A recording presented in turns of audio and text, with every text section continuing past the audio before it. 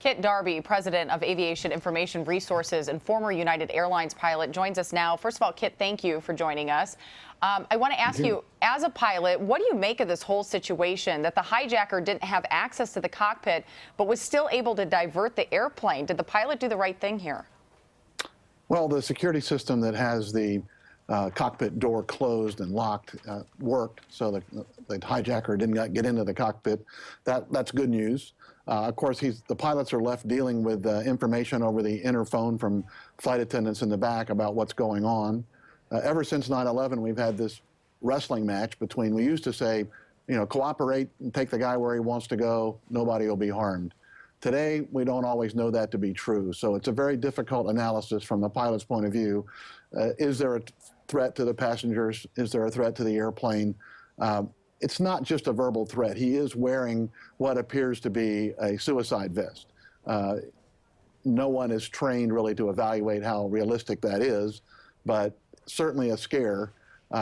And in this case, someone with a domestic dispute that simply wants to go to a new location, probably the old rules apply.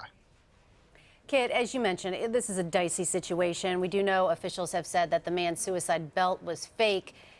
How alarming is it, though, that a man making a verbal threat with wearing a fake belt was able to hijack and divert the plane?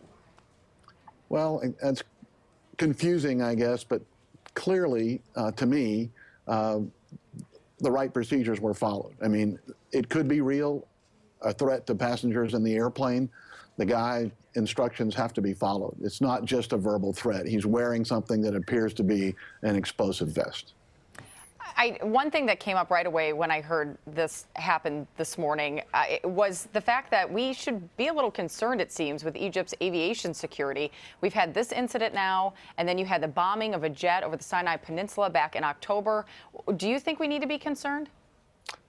Well, I think anyone that's traveling, living or working in that area is going to be concerned. I mean, there's a lot going on in this area. Many strong political and religious values under attack. People that are willing to risk their lives, give their lives for their cause throughout these areas. This is a highly charged situation. Yes, we should be concerned. However, you know, the aviation does have in place a screening system that's designed to detect this. If his vest had been real, perhaps it would have been detected coming through the screening process. Hard to say. All right, highly charged situation indeed. Kit Darby, thank you so much for your time. My pleasure.